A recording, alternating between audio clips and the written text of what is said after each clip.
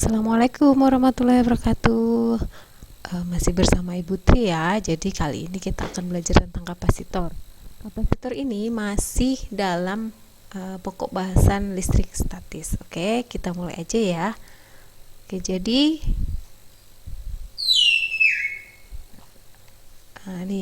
ini adalah bentuk-bentuk kapasitor. Berbagai macam bentuk kapasitor. Ada yang bulat, ada yang berbentuk silinder, ada yang berbentuk pipi dan macam-macam ya. Jadi sebenarnya apa sih kapasitor itu? Nah, kapasitor ini adalah suatu komponen elektronika yang digunakan untuk menyimpan muatan. Jadi dalam suatu alat elektronika itu harus ada kapasitornya untuk menyimpan muatan ya. Oke. Jadi persamaan kapasitor biasa di besarannya itu dinamakan kapasitas kapasitor, yang satuannya farad. Ini satuannya farad yang rumusnya ini C sama dengan Q per V. Jadi ini adalah muatan, V adalah beda potensial. Oke, jadi kalau dibalik rumusnya jadi Q sama dengan C dikali V atau V sama dengan Q per C. Nah seperti itu. Mau nulis Q-nya boleh Q besar juga boleh, Q kecil juga boleh. Nah yang di bawah ini adalah konversinya ya. Biasa satuannya menggunakan mikro, jadi bisa diganti menjadi farad, mikrofarad, berarti konversinya seperti ini, biasa aja ya. Oke, next. Jadi ada beberapa macam kapasitor yang dibahas, salah satunya adalah kapasitor keping sejajar. Nah pada kapasitor keping sejajar itu ada dua buah keping logam ya, yang di dalamnya disisipi dengan bahan dielektrik. Nah biasanya bisa digunakan mika atau udara aja gitu. Kalau udara berarti dirumuskannya seperti ini ya. Jadi perumusannya C-nya itu sama dengan mu 0 kali A per D. Nah ini untuk perumusan kapasitas kapasitor untuk keping sejajar.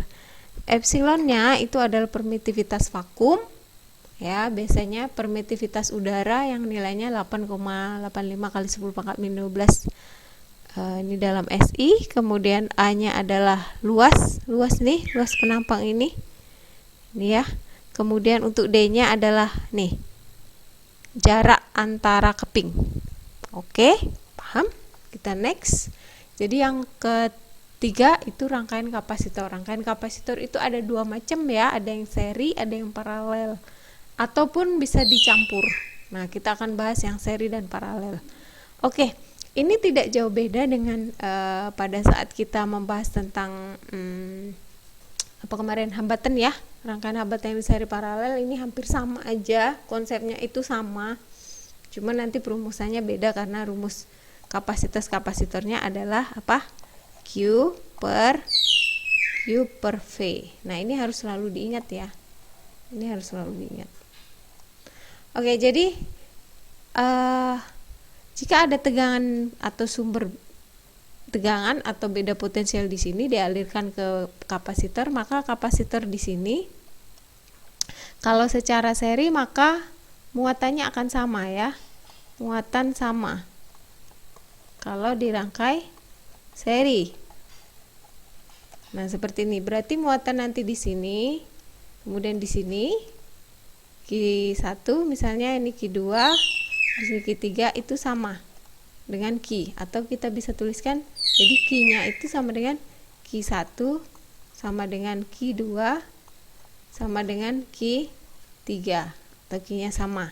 Tetapi tegangan pada tiap muatan ini berbeda, tegangan pada tiap kapasitornya berbeda.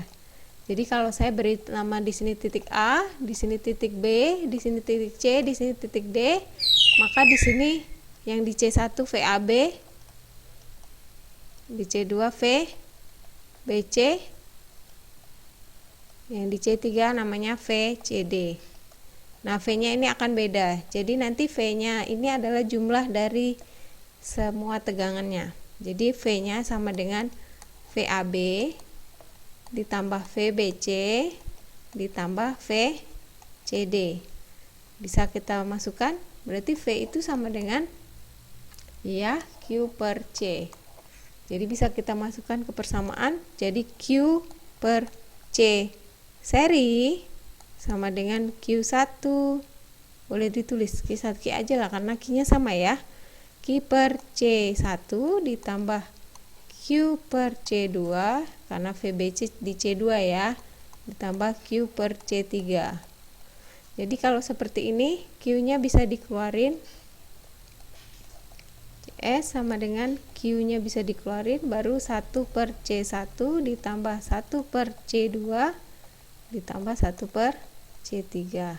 Berarti Q-nya bisa dicoret. Jadi sisa jadi saya arahkan ke sini ya, seper C seri sama dengan 1 per C1 ditambah 1 per C2 ditambah 1 per C3. Jadi ini rumusnya. Jadi untuk mengetahui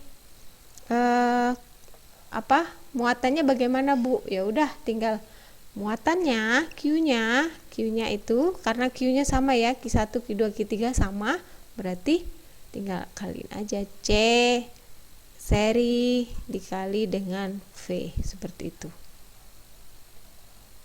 Yang beda kalau misalnya mau mencari VAB bagaimana Bu? Ya udah tinggal VAB sama dengan Q per C1 misalnya. VBC sama dengan Q per C2 misalnya. Ya, seperti ini ya. Jadi pandai-pandai kalian lah. Kalau VCD ya udah Q per C3 gitu aja. Oke, paham? Kita lanjut. Sekarang bagaimana kalau dirangkai secara paralel? Kalau dirangkai secara paralel berarti Q-nya ini yang beda. Berarti nanti di sini Q1, Q2, Q3. Nah, V-nya sama nih, V-nya. V tiap-tiap muatan sama. Jadi VAB, V1, V2, V3, V sama. Jadi V sama dengan V1 di sini ya. Kalau di sini VAB ya VAB berarti V sama dengan VAB gitu ya, atau sama dengan V1 sama dengan V2 sama dengan V3 sama dengan V gitu ya. Yang beda adalah Q-nya. Jadi Q-nya di sini, Q yang ini adalah Q1 ditambah Q2 ditambah Q3. Ini analognya dengan arus ya sebenarnya ya, lebih analog dengan arus. Jadi Q rumusnya apa? C dikali V ya, yang tadi udah kita bahas. Berarti ini C paralel dikali V sama dengan C1 kali V tambah C2 kali V ditambah C3 kali V. V-nya bisa dikeluarin. V dalam kurung salah tulis.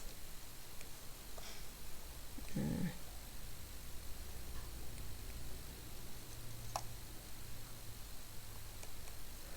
Jadi ini C1 tambah C2 ditambah C3. V-nya bisa coret, berarti CP-nya sama dengan C1 tambah C2 tambah C3. Nih, sama C kapasitas paralelnya, kapasitas total untuk paralel. Jadi bagaimana untuk menentukan Q1, Q2, Q3? Caranya gini, Q1 berarti sama dengan C kali V ya, berarti C1 kali V.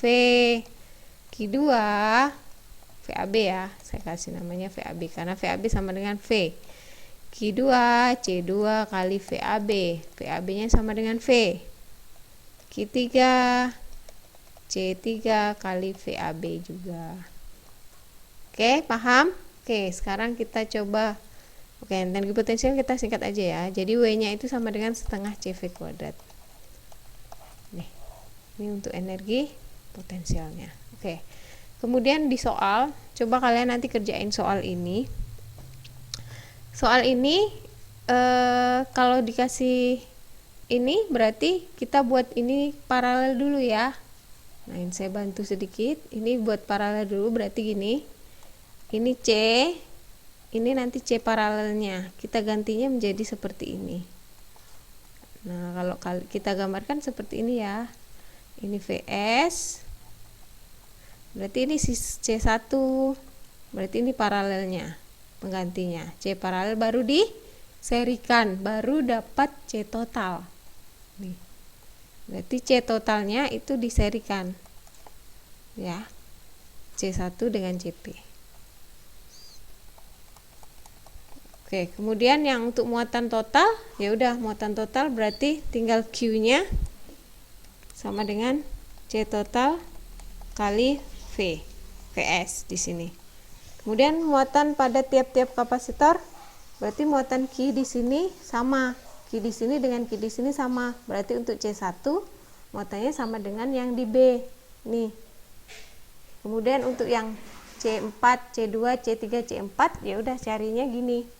Untuk C harus cari di sini ya. Jadi kalau di sini kasih nama A atau di sini kasih nama A, di sini kasih nama B, di sini kasih nama C, maka kalian cari dulu VBC. Cari dulu VBC. Bagaimana cara cari VBC gini? VBC sama dengan apa? Q per CP. Nah gini, baru nanti C-nya, C2-nya sama dengan Q. Oh, yang dicari itu ya, Q ya. Oke, yang dicari Q berarti Q2 sama dengan Q apa? C2. Oh, sorry. Ya. C2 dikali VAB.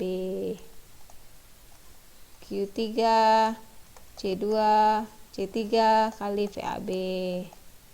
Q3 Q4 C4 kali VAB juga. Seperti itu ya. Berarti nanti Q-nya di sini nih, Q4, Q3, di sini Q2. Oke, paham ya? Oke, silakan nanti dikerjakan. Jangan lupa dikirim ke classroom ya. Oke, Ibu akhiri. Wabillahi taufiq wal hidayah. Wassalamualaikum warahmatullahi wabarakatuh. Terima kasih.